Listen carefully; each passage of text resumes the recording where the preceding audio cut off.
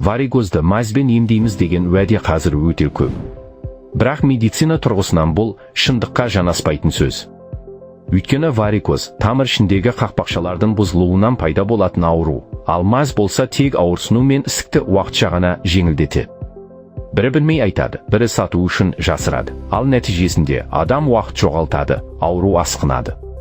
Варикоз дегеніміз бүгінгі таңда өте көп адам көбіне мән берілмей жүре беретін қауіпті дерт. Қазір варикоз өте кең таралған.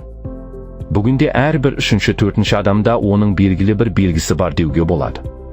Бірақ көп адам оны жай шаршау немесе жас ерекшелігі деп қабылдап, дәрігерге баруға асықпайды. Ал шын мәнінде варикоз өздігінен жазылмайды. Таблеткада мазда тек уақытша жеңілдік береді. Қақпақша бұзылса, ол бұрынғы қалпына келмейді. Сондықтан бұл ауруды түбегейлі емдеудің жалғыз жолы ауру венаны толық